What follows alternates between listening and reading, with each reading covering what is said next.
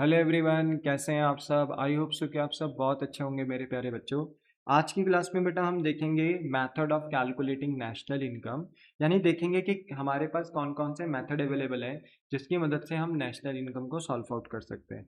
ठीक है, ये टॉपिक बेटा एग्जाम पॉइंट ऑफ व्यू के लिए इंपॉर्टेंट हो जाता है क्योंकि एग्जाम में यहाँ से आपको दो न्यूमेरिकल क्वेश्चन देखने को मिल जाते हैं।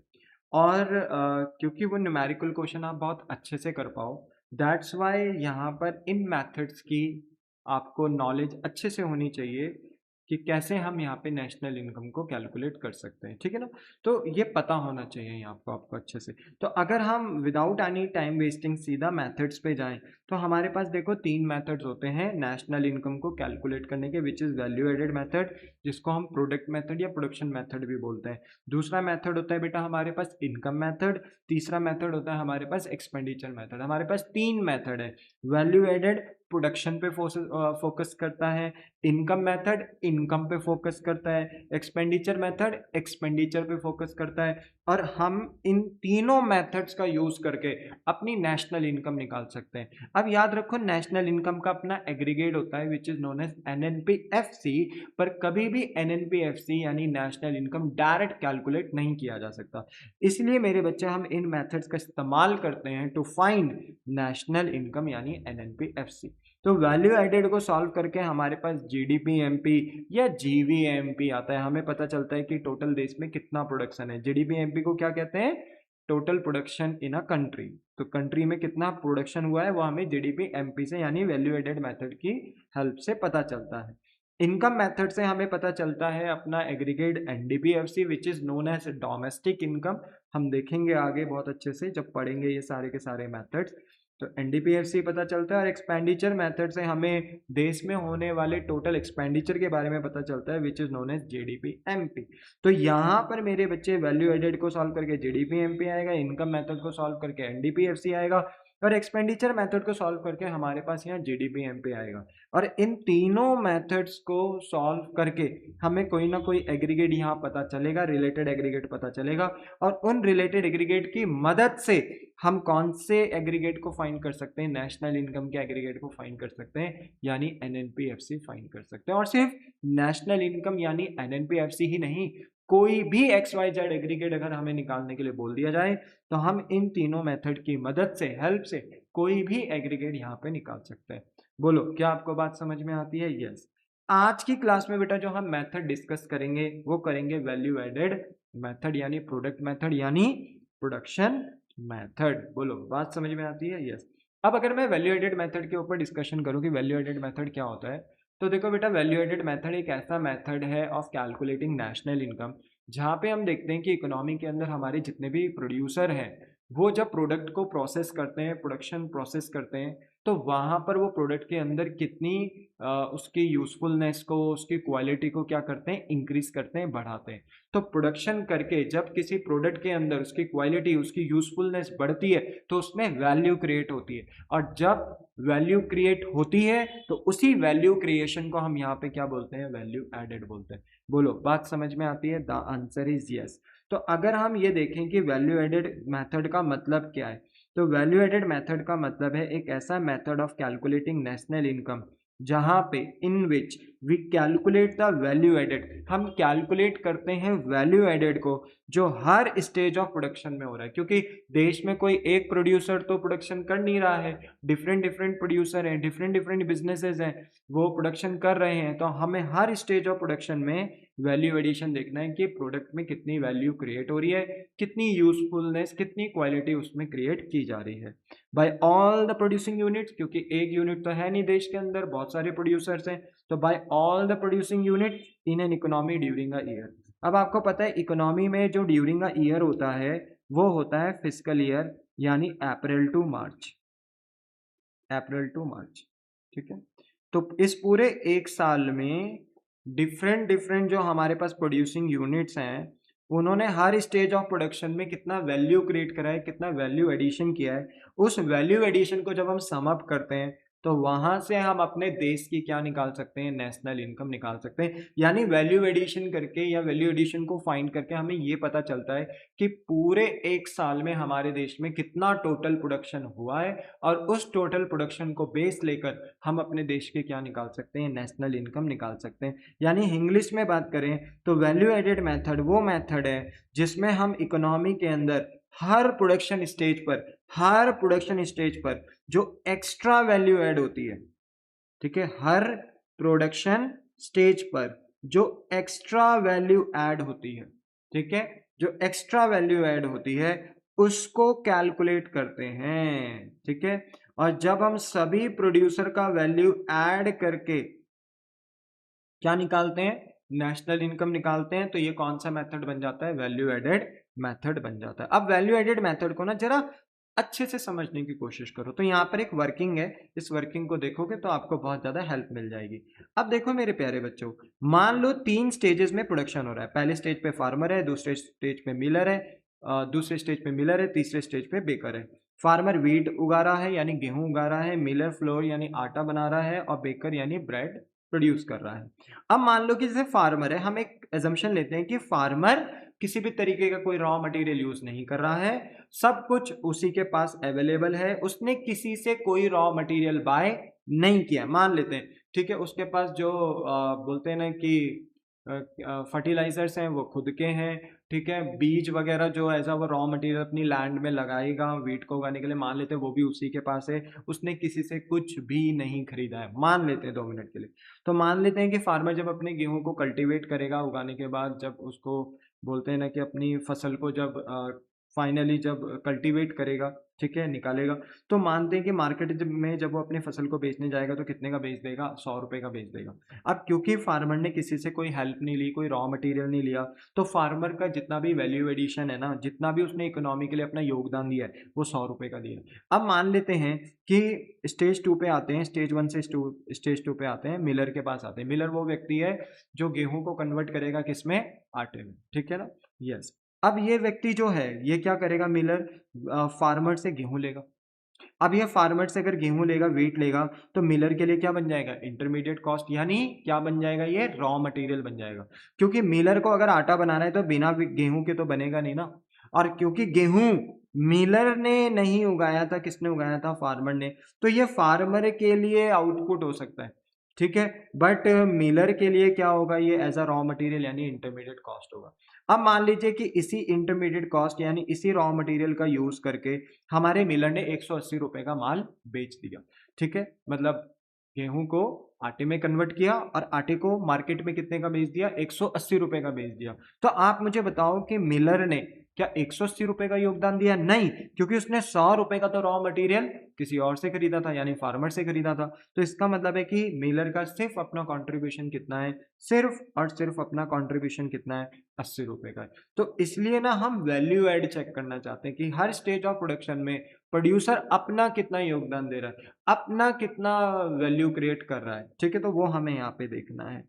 अच्छा, स्टेज 3 पे बेकर आ गया, बेकर बना रहा है ब्रेड। अब ये तभी बना पाएगा जब इसके पास आटा होगा, तो इसने ना मिलर से आटा बाई कर लिया, और जब मिलर से आटा बाई करा तो आटा बेचना मिलर के लिए आउटपुट होगा, पर जब आउटपुट मतलब सेल्स, ठीक है, सेल्स होगा, पर जब ये बेकर के पास आएगा तो बेकर के लिए तो ये इंटरमीडिएट कॉस्ट यानी परचेज ऑफ रॉ मटेरियल हो जाएगा, कितना, 180 रुपए का। और इसी आटे का इस्तेमाल करके अब हमारा जो बेकर है वो क्या बना रहा है, ब्रेड बना रहा है। और मान लो मार्केट में ब्रेड कितने रुपए का बेच रहा है, 300 रुपए का बेच रहा है, तो क्या लगता है, क्या बेकर ने सारी मेहनत खुद ही करी है, ठीक है, द आंसर इज नो। उसने ये 300 रुपए का जो ब्रेड बनाकर मार्केट में बेच रहा है, इसमें उसने कुछ क्या यूज किया था, रॉ मटेरियल यूज किया था 180 रुपए का, जो कि फ्लोर के यूज में था, यानी आटे की फॉर्म में था। अब ये बताओ, ये आटा इसने किससे लिया था, मिलर से लिया था।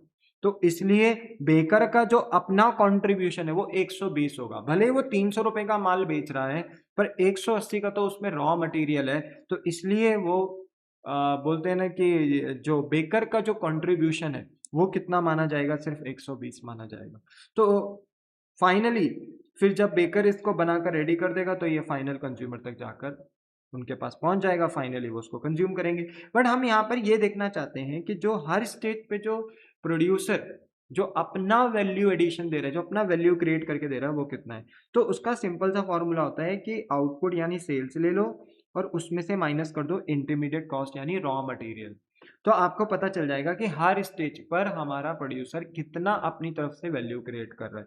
इससे होता क्या है कि डबल काउंटिंग नहीं होती, ठीक है, क्योंकि आप हर स्टेज पे रॉ मटेरियल को क्या कर देते हो, माइनस कर देते हो, तो इससे डबल काउंटिंग की प्रॉब्लम अराइज नहीं होती। अब जैसे मान लो फार्मर ने 100 रुपए का बोलते हैं ना कि प्रोड्यूस बेचा, ठीक है, अपना वीट बेचा, ठीक है, क्योंकि फार्मर ने किसी भी तरीके का कोई रॉ मटेरियल यूज नहीं करा, तो उसकी जितना भी आउटपुट है वो उसका वैल्यू एडेड है।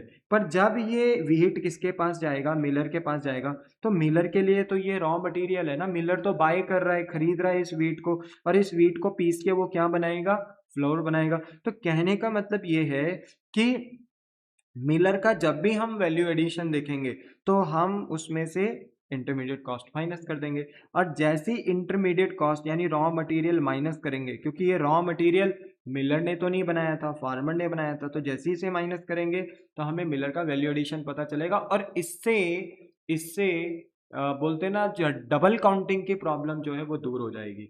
ठीक है, हमने ना फार्मर का कंट्रीब्यूशन मिलर के आउटपुट से माइनस कर दिया क्योंकि ये मिलर ने नहीं बनाया था, ठीक है, ये फार्मर ने बनाया था, तो हमने as a intermediate cost as a raw material minus कर दिया। वैसे ही बेकर ने 300 रुपये का ब्रेड बनाकर बेचा, पर ब्रेड बनाने के लिए इसने बोलते हैं ना आटा बाय करा था किससे, मिलर से, ठीक है, तो जो भी मिलर से आटा बाय करा है बेकर ने, वो बेकर के लिए क्या बन गया, एज अ रॉ मटेरियल, तो हमने माइनस कर दिया। तो माइनस करने से हमें ये पता चल गया, रॉ मटेरियल को माइनस करने से ये पता चल गया कि उस पर्टिकुलर स्टेज में उस पर्टिकुलर प्रोड्यूसर ने अपना कितना वैल्यू एडिशन दिया, ठीक है।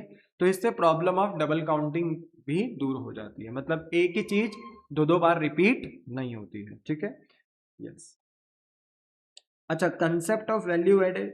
अब वैल्यू एडेड का कोर आइडिया क्या है, कंसेप्ट क्या है, तो ये आप समझ चुके हो। Value added refers to the extra value create by a firm, जो फर्म एक एक्स्ट्रा वैल्यू क्रिएट करती है when it transform raw material into finished और सेमी फिनिश्ड गुड। जब एक फर्म, एक बिजनेस अपने रॉ मटेरियल को कन्वर्ट करती है फिनिश्ड या सेमी फिनिश्ड गुड्स में, तो उस दौरान जो भी एक्स्ट्रा वैल्यू क्रिएट होती है, उस एक्स्ट्रा वैल्यू क्रिएट को ही हम यहाँ पर वैल्यू एडेड बोलते हैं। तो देखो, जब हम रॉ मटेरियल को कन्वर्ट या ट्रांसफॉर्म करते हैं इनटू अ फिनिश गुड, तो वो प्रोडक्शन प्रोसेस के थ्रू करते हैं। अब प्रोडक्शन प्रोसेस के थ्रू इस रॉ मटेरियल को जब हम कन्वर्ट करेंगे इनटू अ फिनिश गुड्स, तो इसमें एक वैल्यू क्रिएट होगी। जैसे मान लो लकड़ियां पड़ी हुई हैं, लकड़ियों से, वुड से हमने क्या बनाया, टेबल बनाया, फर्नीचर बनाया। तो लकड़ी क्या थी, रॉ मटेरियल थी, बट उसी लकड़ी से हमने क्या बनाया, फर्नीचर, टेबल बनाया, तो वो फिनिश गुड्स हो गया। तो बताओ उसकी यूजिबिलिटी, उसकी क्वालिटी बढ़ी कि नहीं बढ़ी, द आंसर इज बढ़ी। तो हम ये देखना चाहते हैं कि भाई कितना वैल्यू क्रिएशन हो रहा है प्रोडक्शन प्रोसेस में, रॉ मटेरियल को हम फर्दर प्रोसेस करके कितना उसमें वैल्यू क्रिएट कर पा रहे हैं, वो हमें लेना है। रॉ मटेरियल नहीं लेना, क्योंकि रॉ मटेरियल हमने प्रोड्यूस नहीं किया, वो किसी और ने प्रोड्यूस करा है, वो किसी और का आउटपुट है, हमारा नहीं है। इसलिए जिस भी स्टेज में हो वहां रॉ मटेरियल को इंटरमीडिएट कॉस्ट माना जाता है, और इंटरमीडिएट कॉस्ट को काउंट नहीं किया जाता है, नहीं किया जाता है, क्योंकि वो उस प्रोड्यूसर ने प्रोड्यूस नहीं किया है। बोलो हाँ कि ना। हम बस ये देखते हैं कि उस रॉ मटेरियल में कितना हम प्रोडक्शन प्रोसेस कर रहे हैं जिससे कि उसमें एक वैल्यू क्रिएट हो रही है। जब लकड़ी पे काम किया जाएगा, प्रोडक्शन किया जाएगा, तभी तो वो फर्नीचर, टेबल की शेप लेंगे। तो हम ये देखना चाहते हैं कि फर्नीचर और टेबल को बनाने में प्रोड्यूसर का अपना कितना योगदान है, अपना उसका कितना वहां पर बोलते हैं ना कि बोलते कंट्रीब्यूशन है, वो हम देखना चाहते हैं, ठीक है। अगर इंग्लिश में बात करें बेटा, तो वैल्यू एडेड का मतलब है कि इनपुट को यानी रॉ मटेरियल को प्रोसेस कर कर जो नई वैल्यू क्रिएट हुई है यानी फिनिश गुड्स, ठीक है, तो उसी वैल्यू को हम बोलते हैं यहाँ पे वैल्यू एडेड। तो सिर्फ वैल्यू एडेड या फाइनल वैल्यू काउंट की जा सकती है ताकि डबल काउंटिंग भी ना हो। तो देखो, अगर आप सिर्फ वैल्यू एडेड लेते हो ना, तो आप हर स्टेज का उनका जो अपना कॉन्ट्रीब्यूशन है वो ले रहे हो, प्रायर स्टेज का नहीं ले रहे हो, ठीक है। तो वैल्यू एडेड की मदद से आप डबल काउंटिंग से बच सकते हो। और अगर आप वैल्यू एडेड भी नहीं लेना चाहते हो, तो आप एक काम करो, आपके पास जो फाइनल आउटपुट प्राइस है, जैसे स्टेज 1 2 3 था, तो स्टेज 3 का जो फाइनल आउटपुट है उसको ले लो, तो उससे भी आप बच सकते हो डबल काउंटिंग की प्रॉब्लम से। बट मेक श्योर कि आपको हर स्टेज का आउटपुट नहीं लेना है, लास्ट स्टेज का आउटपुट लेना तो उससे भी डबल काउंटिंग से बचा जा सकता है। पर क्योंकि हमारा ये मेथड वैल्यू एडेड मेथड है तो हम यहाँ पे वैल्यू एडेड मेथड पे ही फोकस्ड करेंगे, ठीक है। पर यस, डबल काउंटिंग से बचने के दो तरीके हैं, या तो वैल्यू एडेड ले लो। अब देखो वैल्यू एडेड को ऐड करो, तीनों वैल्यू को ऐड करो, 180 180 180 प्लस 20 300। और अगर आप सीधा फाइनल आउटपुट भी लेते हो स्टेज 3 का फाइनल आउटपुट, तो उसकी वैल्यू भी कितनी है 300। तो डबल काउंटिंग से बच सकते हो। तो इसका मतलब है कि आप प्रीवियस स्टेजेस का जो बोलते हैं ना आउटपुट है उसको कंसिडर नहीं कर रहे हो, ठीक है, तो उससे बच सकते हो, ठीक है। यस, चलो आगे चलते हैं, ठीक है। कह रहे हैं वाई वैल्यू एडेड, ठीक है, क्यों वैल्यू एड लें? Because if we count total output directly, अगर हम सबका टोटल आउटपुट ले लें ना, सबका टोटल आउटपुट ले लें, तो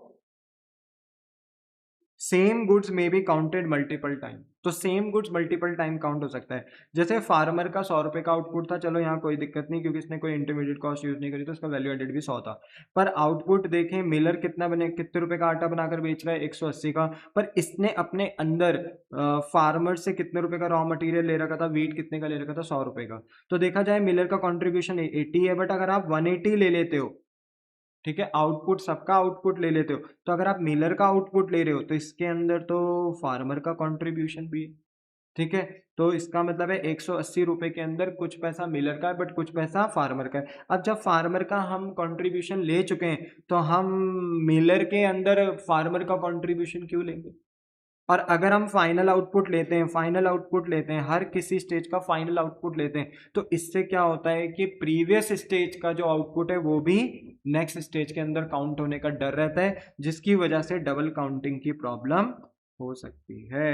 तो if we count total output directly, same goods में बी काउंटेड मल्टीपल टाइम, जिसकी वजह से which leads to double counting, और इसकी वजह से डबल काउंटिंग हो सकती है। अब example to understand value added step by step, वैसे मैं यहाँ पे समझा चुका हूँ, बट फिर भी आप एक बार इसको भी देख लो, इससे बस कंसेप्ट और क्लियर हो जाएंगे। मान लो 3 स्टेज है, स्टेज 1 2 3। प्रोड्यूसर भी आपके पास 3 है, एक है फार्मर, एक है मिलर, एक है बेकर। फार्मर वीट उगाता है, मिलर आटे को बेचता है, बेकर ब्रेड बनाकर मार्केट में बेचता है। मान लो फार्मर अपने वीट को 100 रुपए का बेच रहा है, पर क्योंकि उसने कोई भी रॉ मटेरियल यूज नहीं करा, कोई भी इंटरमीडिएट कॉस्ट यूज नहीं करी, तो उसका वैल्यू एडिशन 100 रुपीज है। इसका मतलब है वैल्यू एडिशन कैसे निकाला जाता है? सेल्स वैल्यू, यानी इसको हम वैल्यू ऑफ आउटपुट भी कहते हैं, सेल्स वैल्यू को value of output minus intermediate cost, तो we will get value added, कि वो पर्टिकुलर प्रोड्यूसर प्रोडक्शन प्रोसेस में कितना अपना वैल्यू एडिशन यानी कितना वैल्यू क्रिएट कर रहा है। मिलर का देखें तो मिलर ने 200 रुपए का आटा बनाकर बेचा, पर ऑब्वियस ही बात है आटा तो तभी बनाया होगा 200 रुपए का जब क्या यूज किया होगा, गेहूं यूज किया होगा। और गेहूं किसने उगाया था बेटा? वीट किसने उगाया था? फार्मर ने। तो उसकी वैल्यू कितनी थी? 100 रुपीज। तो जब वो मिलर के पास जाएगा तो मिलर के लिए वो रॉ मटेरियल बनेगा यानी इंटरमीडिएट कॉस्ट बनेगा। तो अगर हमें मिलर का कंट्रीब्यूशन देखना है तो हमें मिलर की जो सेल्स वैल्यू है फ्लोर की, उसमें से माइनस करना पड़ेगा इंटरमीडिएट कॉस्ट यानी रॉ मटेरियल, जो कि हम वीट की तरह यहाँ पर यूज कर रहे हैं। अब यहाँ पे 200 में से 100 जाएगा तो इसका मतलब है मिलर का कंट्रीब्यूशन कितना है? 100, यानी वैल्यू एडिशन 100 है। और वैसे ही बेकर बेटा मार्केट में ब्रेड बेच रहा है, और मान लो कितने रुपए का बेच रहा है? 300 रुपए का बेच रहा है। पर क्योंकि इसने ब्रेड तभी बनाया होगा जब इसने मिलर से क्या लिया होगा? फ्लोर लिया होगा, आटा लिया होगा। तो आटे की कीमत कितनी थी बेटा? 200।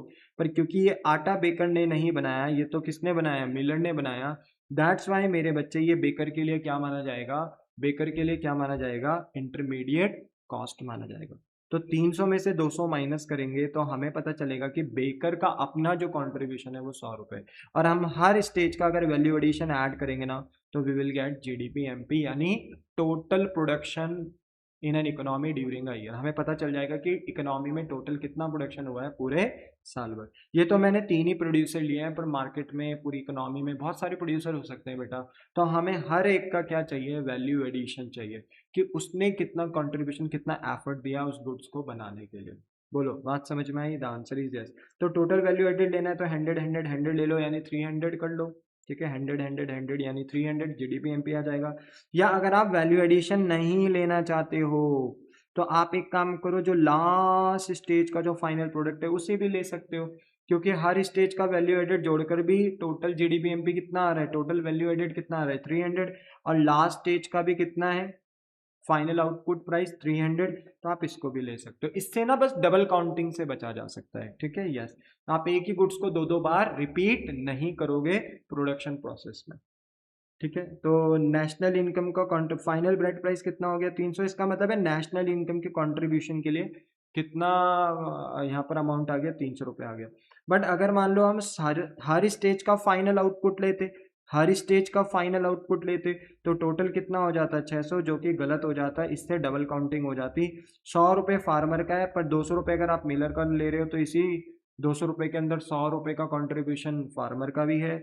और 300 रुपये अगर आप बेकर के ले रहे हो, ठीक है, सबका फाइनल ले रहे हो, तो 300 रुपये अगर आप बेकर का ले रहे हो तो इसी के अंदर फार्मर का कंट्रीब्यूशन है, इसी के अंदर मिलर का भी है। तो कहने का मतलब है कि अगर आप फाइनल आउटपुट मेथड लेते हो हर स्टेज का, फाइनल स्टेज का लोगे तो वो तो ठीक है, पर अगर हर स्टेज का लोगे तो इससे डबल काउंटिंग की प्रॉब्लम अराइज हो सकती है। तो क्वेश्चन में ये बोला जाता है how to avoid double counting. तो पहले तो आप वैल्यू एडेड मेथड ले लो, value of output minus intermediate consumption करके वैल्यू एडेड निकालो, वो ले लो। तो if we consider value added method then we take only value addition in each stage और sector. But if we use final output method then we take only sales price of final goods। हम sales price लेते हैं उस final goods की which is produced in last stage of sector. जो last stage या sector में produce करा गया था वो कितना था 300, यानी example sales price of bread या केक बाय बेकर। जो भी बेकर यहाँ पर ब्रेड या केक बना रहा है 300 रुपये का, अगर हम सिर्फ उसी को ले ले तो वो फाइनल आउटपुट मेथड है। एग्जाम में आ भी जाता है how to avoid problem of double counting. तो यहाँ पे आप कह सकते हो वैल्यू एडेड मेथड और एक फाइनल आउटपुट मेथड, ये दो मेथड होते हैं जहाँ से हम डबल काउंटिंग की प्रॉब्लम को अवॉइड कर सकते हैं। नेक्स्ट है how to find value added यानी जीवीएमपी जीडीपीएमपी। एक बात मेक श्योर करो कि जब वैल्यू एडेड मैं बोल रहा हूँ तो वैल्यू एडेड का मतलब है जीवीएमपी और जीवीएमपी का मतलब है जीडीपीएमपी। मतलब देश में टोटल कितना प्रोडक्शन हो रहा है सारे के सारे प्रोड्यूसर के द्वारा, ठीक है। उसी को जीडीपीएमपी बोलते हैं, उसी को जीवीएमपी बोलते हैं और उसी को वैल्यू एडेड बोलते हैं। वैल्यू एडेड का फॉर्मूला होता है value of output minus value of intermediate consumption. यानी वैल्यू ऑफ आउटपुट का मतलब है कि टोटल आपने इस साल कितने रुपए के फिनिश गुड्स बनाकर तैयार कर दिए हैं, ठीक है, जिन्हें आप बेच चुके हो या अभी भी बेचना बाकी है। मतलब इन शॉर्ट कि आपने टोटल कितने रुपए का माल बनाकर तैयार कर दिया है, that is known as value of output. उसमें से हम माइनस करते हैं जितना रॉ मटेरियल हमने उस आउटपुट को बनाने के लिए यूज किया था। तो जितना भी रॉ मटेरियल यूज करा है उसको एज अ इंटरमीडिएट कंजम्पशन मान के हम माइनस कर देते हैं, क्योंकि वो हमारा एफर्ट नहीं है, वो किसी और का दिया हुआ एफर्ट है, तो हम उसको माइनस कर देते हैं, ठीक है। तो value of output minus value of intermediate consumption, तो हमारे पास यहाँ से वैल्यू एडेड निकल कर आता है। अच्छा देखो, वैल्यू ऑफ आउटपुट दिया तो बल्ले बल्ले, तब तो कोई दिक्कत नहीं है। बट अगर वैल्यू ऑफ आउटपुट नहीं दिया तो वैल्यू ऑफ आउटपुट निकालना पड़ सकता है।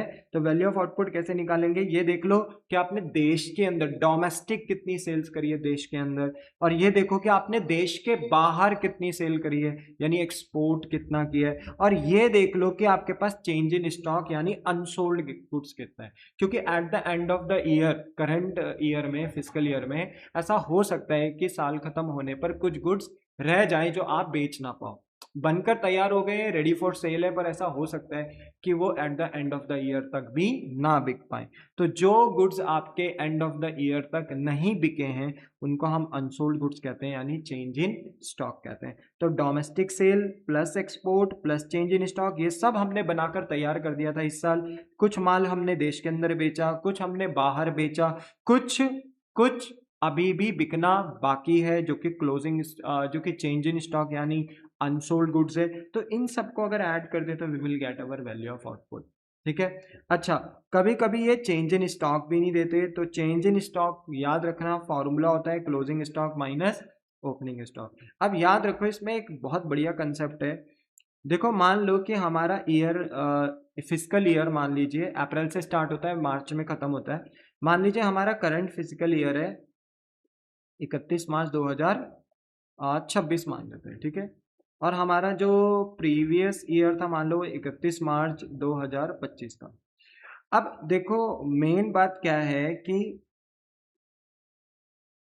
ठीक है, ध्यान से देखना है इस चीज को, ठीक है, मैं कुछ समझाने की कोशिश कर रहा हूँ आपको।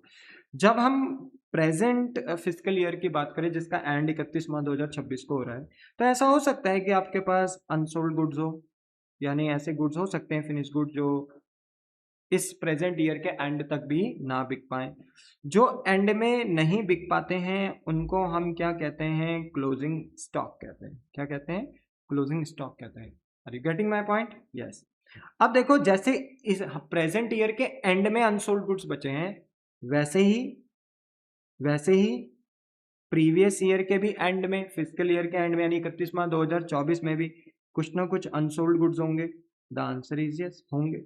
उन अनसोल्ड गुड्स को भी हमने प्रीवियस ईयर क्या बोला था, ओपनिंग स्टॉक बोला था। बोलो हाँ कि ना, ठीक है। ओ सॉरी, ओपनिंग स्टॉक कह रहा हूँ, सॉरी, क्लोजिंग स्टॉक बोला था, ठीक है, क्लोजिंग स्टॉक बोला था, ठीक है। अब देखो हमारे पास दो क्लोजिंग स्टॉक है, एक पिछले साल का, एक इस साल का, ठीक है। अब देखो जो पिछले साल का क्लोजिंग स्टॉक है, ठीक है, वो जब प्रेजेंट ईयर में आया होगा तो प्रेजेंट ईयर की स्टार्टिंग में क्या बना होगा, ओपनिंग स्टॉक बना होगा। बोलो हाँ कि ना, बना होगा कि नहीं बना होगा, बना होगा। अब देखो, वैसे तो 99% चांसेस हैं कि जो ये ओपनिंग स्टॉक है ऐसा हो सकता है कि ये ड्यूरिंग द ईयर बिक जाए, क्योंकि पिछले साल नहीं बिक पाया, पिछले साल ये क्लोजिंग था, बट इस साल प्रेजेंट फिजिकल ईयर में यानी अप्रैल टू मार्च जो हमारा चल रहा है, अप्रैल 2025 से 31 मार्च 2026 जो हमारा प्रेजेंट फिजिकल ईयर है, ऐसा हो सकता है कि इसमें ये ओपनिंग स्टॉक सोल्ड हो जाए। पर ऐसा भी तो हो सकता है ना कि ये ना बिके, ऐसा भी तो हो सकता है कि सोचो बना था ये पिछले साल तो ये बिका ही नहीं, और जब ये इस साल की स्टार्टिंग में ओपनिंग बना तो ये इस साल भी नहीं बिका। और सोचो जब ये इस साल भी नहीं बिकेगा तो ये हमें एंड में हमारे क्लोजिंग स्टॉक के अंदर जो करंट ईयर का हमारा जो क्लोजिंग स्टॉक है at the end of the year, उसमें भी इंक्लूड होता हुआ दिखाई देगा। पर बात यह है कि ये जो ओपनिंग स्टॉक जो पिछले साल का था, जो हमारे इस साल के एंड के क्लोजिंग स्टॉक के अंदर इंक्लूड है, क्योंकि ये इस साल भी बिक नहीं पाया ओपनिंग स्टॉक, तो इसलिए इस साल के क्लोजिंग स्टॉक के अंदर इंक्लूड है। पर क्या आपको लगता है कि ये ओपनिंग स्टॉक जो हमारे करंट ईयर के क्लोजिंग स्टॉक के अंदर इंक्लूड है, क्या ये इस साल प्रोड्यूस हुआ है कि ये पिछले साल प्रोड्यूस हुआ है? ये पिछले साल, ये ओपनिंग स्टॉक पिछले साल प्रोड्यूस हुआ था, ये पिछले साल के वैल्यू एडेड में काउंट हो गया था। तो ये जो पिछले साल का क्लोजिंग इस साल का क्या बना, ओपनिंग, और ये इस साल भी नहीं बिक पाया, तो ये हमें किसके अंदर दिख रहा है, इस साल के प्रेजेंट ईयर के क्लोजिंग स्टॉक में। पर हम इसको वैल्यू एडेड की कैलकुलेशन में काउंट नहीं करेंगे। हम कहेंगे ये ओपनिंग स्टॉक भले इस साल ना बिकाओ, भले ये इस क्लोजिंग स्टॉक के अंदर ही इंक्लूडेड क्यों ना हो, पर हम इसको अपना इस साल का क्लोजिंग स्टॉक नहीं मानेंगे। ये पिछले साल का क्लोजिंग स्टॉक था, ये पिछले साल के वैल्यू एडेड में काउंट हो गया था, तो हमें अपने क्लोजिंग स्टॉक के अंदर से उतना स्टॉक बाहर निकालना पड़ेगा जो पिछले साल का क्या था, क्लोजिंग, और इस साल क्या बनकर बैठा है, ओपनिंग, और अभी भी बिक नहीं पाया। ठीक है, तो इसलिए यहां पे समझो कि मान लो हमारा total unsold goods at the end of the year है 1000 रुपीज का, पिछले साल हमारे पास था 200 रुपीज का, तो जब ये इस साल आया होगा प्रेजेंट में तो कितना ओपनिंग आया होगा, 200 का आया होगा। और मान लो ये 200 का ओपनिंग स्टॉक प्रेजेंट ईयर में ये इस साल भी नहीं बिक पाया, तो इस 1000 रुपए के अंदर जो क्लोजिंग स्टॉक हमें दिख रहा है 1000 रुपए का, इसी 1000 रुपए के अंदर ये 200 रुपए का ओपनिंग स्टॉक भी शामिल होगा जो अभी क्लोजिंग स्टॉक की तरह बनकर बैठा है। पर वो है क्या, ओपनिंग स्टॉक, वो पिछले साल का प्रोड्यूस करा हुआ गुड्स है, तो हम उसे इस साल के प्रोडक्शन में काउंट नहीं करेंगे, ये इस साल प्रोड्यूस नहीं हुआ है। तो हमें क्या करना होता है, इसमें से 200 रुपए माइनस करना होता है, तब जाके पता चलता है कि इस साल का प्रोड्यूस करा हुआ गुड्स कितना है, 800, जो अभी भी क्या है, अनसोल्ड है, जो अभी भी क्या है, अनसोल्ड है। तो हमें सिर्फ इस साल का प्रोड्यूस करा हुआ गुड्स चाहिए, और अगर वो अनसोल्ड है तो हम उसको ले सकते हैं, पिछले साल का नहीं चाहिए। इसलिए मेरे बच्चे हम यहाँ पे जब चेंज इन स्टॉक लेते हैं, अनसोल्ड गुड्स लेते हैं, तो क्लोजिंग स्टॉक में से अगर प्रीवियस ईयर का भी कोई स्टॉक है जो अभी तक नहीं बिका, उसको भी हम क्या कर देते हैं, हम माइनस कर देते हैं। हम कहते हैं ये पिछले साल की वैल्यू में काउंट किया जा चुका होगा, इसको इस साल के वैल्यू एडिशन में काउंट नहीं करेंगे, क्योंकि ये ओपनिंग इस साल नहीं बनाया गया था, पिछले साल बनाया गया था। इसलिए closing stock minus opening stock कर दिया जाता है जब हम चेंज इन स्टॉक निकालते हैं। इसके बाद आता है बेटा, कभी कभी हमें इंटरमीडिएट कंजम्पशन भी नहीं दिया रहता, तो इंटरमीडिएट कंजम्पशन का फॉर्मूला क्या होता है, परचेज ऑफ रॉ मटेरियल, कि हमने बोलते हैं ना देश के अंदर से कितना रॉ मटेरियल खरीदा डोमेस्टिकली, और फॉरेन कंट्री से हमने कितना रॉ मटेरियल खरीदा। क्योंकि देखो समटाइम कभी कभी रॉ मटेरियल हम अपने देश से नहीं बाहर से भी खरीद सकते हैं, तो purchase of raw material plus import, तो हमारे पास आ जाएगा इंटरमीडिएट कंजम्पशन। तो कहीं ना कहीं देखो सारे फॉर्मूलेज मैंने लिख दिए। तो बताइए वैल्यू एडेड का फॉर्मूला क्या है, value of output minus intermediate consumption. अच्छा, वैल्यू ऑफ आउटपुट नहीं दिया है तो domestic sale plus export plus change in stock, और अगर चेंज इन स्टॉक भी नहीं दिया है तो closing stock minus opening stock. अपने क्लोजिंग स्टॉक में से प्रीवियस ईयर का अगर कोई स्टॉक है तो उसे बाहर करिए, उसको नहीं हमें यहाँ पे इंक्लूड करना है, तो माइनस ओपनिंग स्टॉक। और इंटरमीडिएट कॉस्ट का मतलब क्या है कि वो रॉ मटेरियल जो हमने अपने प्रोडक्शन प्रोसेस में यूज किया है उसको हमें यहाँ पे कैसे निकालना है, रॉ मटेरियल को फाइंड करके, क्वेश्चन में रॉ मटेरियल देखो मिलेगा, या इंपोर्ट देखो अगर हम कर रहे हैं इंपोर्ट तो उनको अगर हम ले लें तो हमारे पास इंटरमीडिएट कॉस्ट आ जाता है, तो आराम से हम निकाल सकते हैं। और एक बार हमारा वैल्यू एडेड निकल गया बेटा, तो इट मीन्स हमारा जीडीपी एमपी निकल गया, और जीडीपी एमपी निकल गया तो हम एनएनपीएफसी यानी नेशनल इनकम भी निकाल सकते हैं। तो सोचो अगर हमें जीडीपी एमपी पता चल गया है तो नेशनल इनकम निकालना तो बाएं हाथ का खेल है, कंपैरिजन करना तो मैंने लास्ट क्लास में आपको समझाया था। अब देखो जीडीपी एमपी में हमें जी पता है, हमें जी से जाना है एनएनपीएफसी की तरफ, यानी जो हमारे पास देखो जीडीपी एमपी में पहला एग्रीगेट है वो जी, और हमें एनएनपीएफसी के पहले एग्रीगेट में जाना है एन पे। तो G for stand gross, N for net, ये मैंने लास्ट क्लास में बताया था। एग्रीगेट के 4 फेस होते हैं, पहला फेस या तो ग्रॉस या तो नेट हो सकता है ना, बताया था कि नहीं बताया था, ठीक है ना। पहला फेज ग्रॉस या नेट हो सकता है, दूसरा फेज डोमेस्टिक या नेशनल हो सकता है, थर्ड फेज कांस्टेंट होता है किसी भी एग्रीगेट का, और चौथा एग्रीगेट या तो फैक्टर कॉस्ट या तो मार्केट प्राइस हो सकता है। मैंने ये भी बताया था कि अगर आपको ग्रॉस से नेट पे जाना है तो माइनस करो डेप्रीसिएशन, नेट से ग्रॉस में जाना है तो प्लस करो डेप्रीसिएशन, ठीक है। अगर डोमेस्टिक इनकम से नेशनल इनकम पे जाना है तो बाहर से होने वाली नेट इनकम यानी एनएफआईए को ऐड करो, और नेशनल इनकम से डोमेस्टिक इनकम में जाना है तो बाहर से होने वाली नेट फैक्टर इनकम को, जिसको आपने नेशनल में आने के लिए प्लस किया, डोमेस्टिक में जाने के लिए वापस क्या कर दो माइनस। फैक्टर कॉस्ट से अगर आप मार्केट प्राइस में जाते हो यानी मार्केट में जाते हो तो इनडायरेक्ट टैक्स यानी एनआईटी नेट इनडायरेक्ट टैक्स को ऐड करो, क्योंकि जब आप फैक्ट्री से मार्केट में जाओगे, फैक्टर कॉस्ट से मार्केट प्राइस में जाओगे तो आपका वहां पर टैक्स ऐड हो जाएगा, तो नेट इनडायरेक्ट टैक्स, और मार्केट प्राइस से वापस फैक्टर कॉस्ट में जाओगे तो जो एनआईटी ऐड किया है उसको क्या कर दो, माइनस कर दो, ठीक है। बोलो बात समझ में आती है, तो ये हमने लास्ट क्लास में पढ़ा था। तो सोचो कि अगर मुझे ग्रॉस से नेट पे जाना है तो माइनस डेप्रिसिएशन, ठीक है। और डोमेस्टिक इनकम से सेकंड एग्रीगेट है जीडीपी का डोमेस्टिक, एनएनपीएफसी का सेकंड एग्रीगेट है एन यानी नेशनल, तो मुझे डोमेस्टिक इनकम से अगर नेशनल इनकम पे जाना है तो मैं प्लस करूंगा एनएफआईए में। एग्रीगेट का तीसरा जो वेरिएबल होता है वो फिक्स्ड होता है, उसमें हमें सोचने की जरूरत नहीं है। अब फिर हमें मार्केट प्राइस से कहाँ जाना है, फैक्टर कॉस्ट पे। तो सोचो जब फैक्ट्री से फैक्टर कॉस्ट से मार्केट में जाते हैं तो नेट इनडायरेक्ट टैक्स ऐड होते हैं, पर जब हम मार्केट से वापस फैक्ट्री की तरफ जाएंगे तो जो एनआईटी हमने ऐड किया था उसको हम माइनस करेंगे, तो हमें मार्केट प्राइस से फैक्टर कॉस्ट की तरफ जाना है तो एनआईटी माइनस हो जाएगा। तो अगर हम अपने जीडीपी एमपी में डेप्रीसिएशन और एनएफआईए और एनआईटी का ट्रीटमेंट करें, डेप्रीसिएशन को माइनस, एनएफआईए को ऐड और एनआईटी को माइनस करें, तो हम एनएनपीएफसी यानी नेशनल इनकम यहाँ पे निकाल सकते हैं। बोलो क्या आपको बात समझ में आई, द आंसर इज, ठीक है। चलो तो आज की क्लास में देखो हम यहाँ पे ना 2 क्वेश्चंस करेंगे, फिर बाकी क्वेश्चंस हम अपने नेक्स्ट क्लास में करेंगे जिससे क्लास हमारी लंबी ना हो। तो देखो प्रैक्टिकल क्वेश्चंस अगर हम वैल्यू एडेड मेथड के ऊपर करें तो हमारे पास देखो क्वेश्चन नंबर 1 में वैल्यू ऑफ आउटपुट दिया है 7000 का, इंटरमीडिएट कंजम्पशन दिया है 2000 रुपीज़ का, इनडायरेक्ट टैक्स हमें दिया है 300 रुपीज़ का, सब्सिडी हमें दिया है 200 रुपीज़ का, डेप्रिसिएशन दिया है हमें 200 का, का है नेशनल इनकम निकालो वैल्यू एडेड मेथड की हेल्प से। तो देखिए यहाँ पे हम अपना आंसर नंबर 1 करेंगे, ठीक है, आंसर नंबर 1, कैलकुलेशन ऑफ, ठीक है, कैलकुलेशन ऑफ नेशनल इनकम, ठीक है, कैलकुलेशन ऑफ नेशनल इनकम कौन से मेथड से निकालेंगे बेटा, वैल्यू एडेड मेथड से, ठीक है।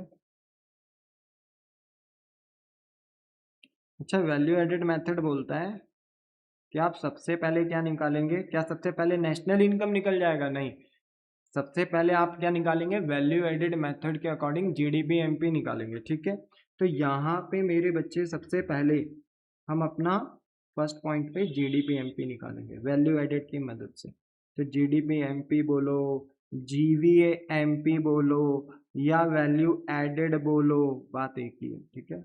अच्छा, फॉर्मूला क्या होता है इसका, इसका फॉर्मूला होता है value of output, value of output minus intermediate consumption, short में आई से लिख दिया मैंने, ठीक है, इंटरमीडिएट कंजम्पशन।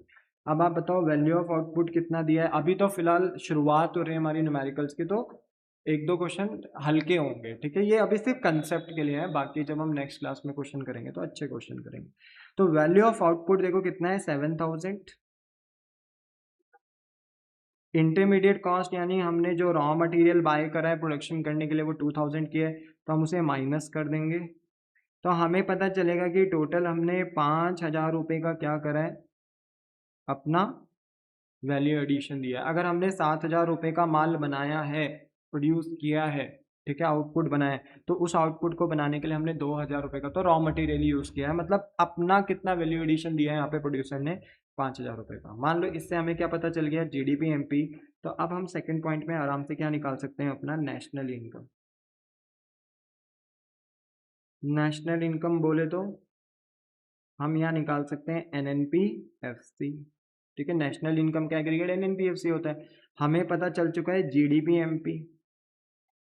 तो सोचो कि अगर मैं ग्रॉस से नेट पे जाना चाहता हूँ, ग्रॉस से नेट पे, तो मैंने लास्ट क्लास में बहुत अच्छे से समझाया कि एक एग्रीगेट से दूसरे एग्रीगेट पे कैसे आते हैं। तो अगर आप ये लेक्चर पहली बार देख रहे हो तो मैं रिकमेंड करूँगा कि आप मेरी इकोनॉमिक्स की प्लेलिस्ट खोलना, उसमें मैंने बोलते हैं ना कि लेक्चर्स में, प्रायर लेक्चर्स में बहुत अच्छे से समझाया कि एक एग्रीगेट से दूसरे एग्रीगेट पे कैसे मूव ऑन करते हैं। तो ग्रॉस से अगर आपको नेट पे जाना है, ठीक है, ग्रॉस से नेट पे जाना है, तो आप माइनस करोगे डेप्रीसिएशन। वैसे ही अगर आपको डोमेस्टिक से, ठीक है, वैसे ही अगर आपको डोमेस्टिक से कहाँ जाना है, नेशनल पे जाना है, तो आप प्लस करोगे बाहर से होने वाली net factor income from abroad यानी NFIA, ठीक है, ऐड करोगे।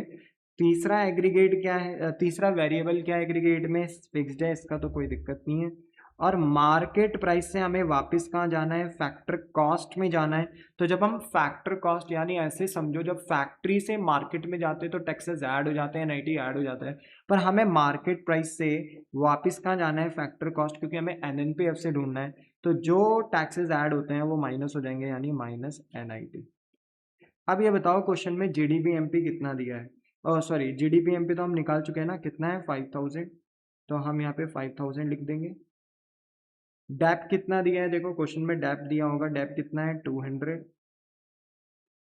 अच्छा, NFI है, देखो net factor income from abroad, तो net factor income from abroad दिया नहीं है, कहीं भी नहीं दिया है। तो अगर नहीं दिया है तो उसका सब फॉर्मूला देखो, net factor income from abroad का फॉर्मूला क्या होता है, ठीक है, NFI का formula factor income from abroad minus factor income to abroad, है ना। पर मैं आपको बता दूं, ना फ्रॉम अब्रॉड है ना टू अब्रॉड है, तो NFIA निकल नहीं सकता ना, NFIA क्वेश्चन में गिवन है, तो जीरो मान लोगे और माइनस करोगे NIT। तो NIT देखो डायरेक्ट तो नहीं दिया है क्वेश्चन में, देख लो, NIT डायरेक्ट तो कहीं भी नहीं दिया है, तो NIT का ना फॉर्मूला लगाओगे। और NIT कैसे निकलेगा बताओ, NIT निकलेगा इनडायरेक्ट टैक्स माइनस सब्सिडीज। अब ये बताओ इनडायरेक्ट टैक्स कितना है हमारे पास, हमारे पास इनडायरेक्ट टैक्स है 300, सब्सिडी हमारे पास है, क्वेश्चन में कितना दिया है 200, ठीक है। इनडायरेक्ट टैक्स है 300, सब्सिडी है 200, तो हमारे पास NIT आ जाएगा कितना 100 रुपीज़। और इसी NIT को हम यहाँ अपने न्यूमेरिकल में पेस्ट कर देंगे NIT की जगह पे। तो बताइए 5000 में से 200 गया तो कितना बचा 4800, 4800 में से 100 गया तो कितना बचा 4700। बोलो क्या आपको बात समझ में आती है? इतना आसान है। अब देखो अगर ये ना अमाउंट्स अगर लैक्स में होते तो बाकी आगे आपको लैक्स भी लगाना होता, याद रखना। करोड्स में होते तो करोड्स लगाना होता, पर मैंने यहाँ पे कुछ मेंशन नहीं किया तो रुपीस में मेंशन कर दिया। वैसे ये क्वेश्चन नंबर 2 है, इसको देखो। क्वेश्चन नंबर 2 में लिखा है सेल्स है 1000, क्लोजिंग स्टॉक है 300, ओपनिंग स्टॉक है 100, इंटरमीडिएट कंजम्पशन दिया है 600, NIT दिया है 100 और NFIA भी दिया है इस बार कितना 150। NFIA डायरेक्ट दिया है तो अच्छी बात है, अदरवाइज फॉर्मूला देखना पड़ता, factor income from abroad, factor income to abroad. अगर वो दिए होते तो फिर वहां से निकालना होता है NFIA, पर डायरेक्ट दिया है तो अच्छी बात है, ठीक है। चलो कैलकुलेट करना है NNPFC। NNPFC किसका एग्रीगेट होता है? नेशनल इनकम का।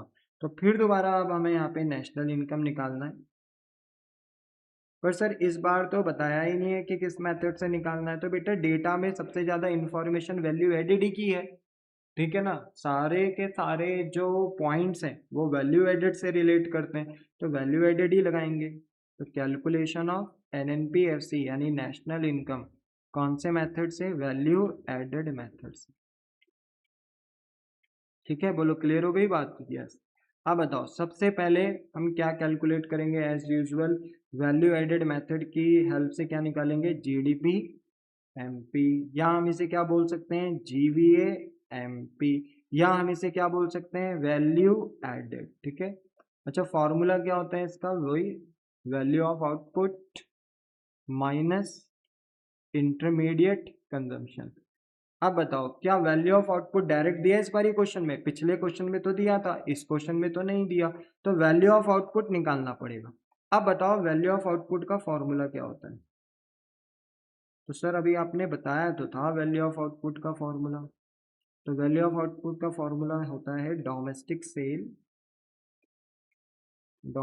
सेल प्लस एक्सपोर्ट, ठीक है, plus change in stock. Change को ना हम ट्राइंगल यानी डेल्टा की शेप में भी लिखते हैं, ठीक है। डेल्टा यानी डेल इन स्टॉक यानी चेंज इन स्टॉक, ठीक है। अब ये बताओ डोमेस्टिक सेल या एक्सपोर्ट करके दिया है कि सिर्फ सेल दी है? तो सिर्फ सेल दी है, तो मान लेना इसी में ही डोमेस्टिक सेल है, इसी में एक्सपोर्ट है, दोनों को यही मान लेना। अब जब बोला नहीं है, अलग अलग लिख कर दिया नहीं है, तो हम दोनों को एक ही मान लेंगे, सेल्स, ठीक है। कितना दिया है? 1000 दिया है। अब बताओ क्या चेंज इन स्टॉक क्वेश्चन में दिया है? डायरेक्ट दिया है? Sir change in stock direct तो नहीं दिया, बट क्लोजिंग स्टॉक और ओपनिंग स्टॉक दिया है, तो फिर अब आपको चेंज इन स्टॉक भी निकालना पड़ेगा। तो चेंज इन स्टॉक, ठीक है। तो बताइए चेंज इन स्टॉक का फॉर्मूला क्या है? Closing stock minus opening. कई बच्चे ओपनिंग माइनस क्लोजिंग लिख देते हैं, भाई ध्यान से, closing stock minus opening stock, यहाँ पे फॉर्मूला है चेंज इन स्टॉक का, ठीक है।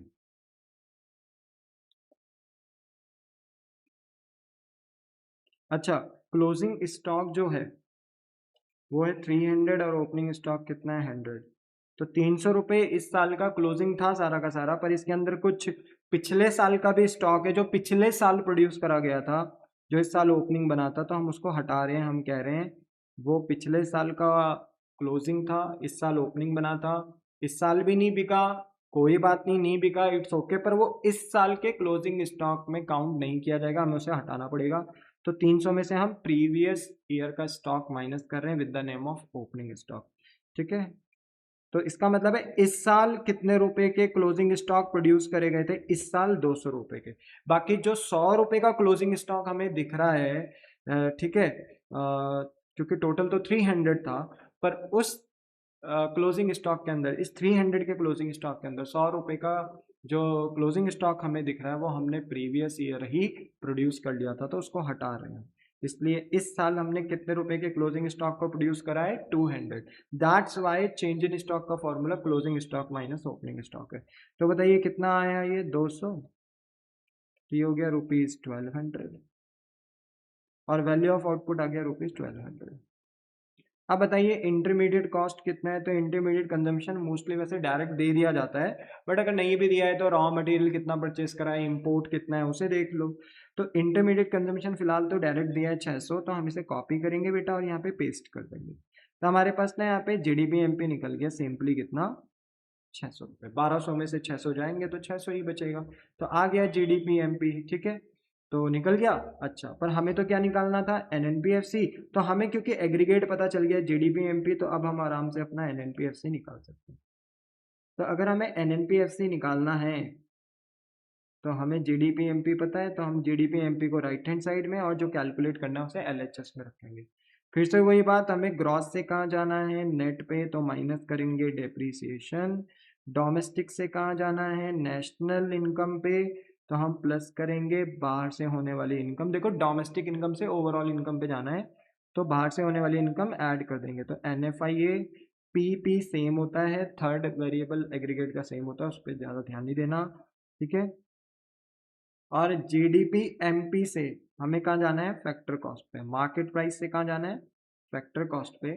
तो हम फैक्टर कॉस्ट से जब मार्केट प्राइस में गए होंगे तो हमने टैक्सेस एनआईटी वगैरह ऐड किया होगा, पर अब हमें मार्केट से वापस फैक्टर कॉस्ट में आना है। तो जो टैक्सेस मार्केट पे जाते टाइम ऐड करते, क्योंकि मार्केट में जब जाएंगे तो जीएसटी वगैरह गुड्स पे टैक्स लगेगा, वो वैल्यू बढ़ाएगा। पर जब वापस मार्केट से फैक्टर कॉस्ट की तरफ रिवर्स जाओगे तो जो टैक्सेस ऐड करे थे उन्हें माइनस करना पड़ेगा, तो माइनस एनआईटी। अब देखो जीडीपी एमपी आप निकाल चुके थे, कितना था 600, ठीक है। माइनस करेंगे डेप्रीसिएशन, डेप्रीसिएशन कितना है यहाँ पे, डेप्रीसिएशन तो दिया नहीं है, देखो कहीं भी डेप्रीसिएशन नहीं दिया है, तो डेप्रीसिएशन हो जाएगा 0। एनएफआईए कितना दिया है, एनएफआईए दिया है 150 और एनआईटी कितना दिया है, एनआईटी दिया है आपको 100 रुपीज, डायरेक्ट ही दिया है। अगर एनआईटी डायरेक्ट नहीं होता तो इनडायरेक्ट टैक्स माइनस सब्सिडी करके निकाल सकते थे आप, जैसे हमने पिछले क्वेश्चन में निकाला। अब ये बताओ 600 में 150 ऐड करोगे तो कितना होगा, क्योंकि -0 करोगे तो 600 ही होगा, प्लस 150 करोगे 600 में तो 750 होगा, 750 में 100 माइनस करोगे तो 650 ये हो जाएगा। तो कहीं ना कहीं आपने देखो अपनी नेशनल इनकम भी निकाल ली। तो कहने का मतलब इतने सिंपल सिंपल क्वेश्चंस होते हैं बेटा, ठीक है।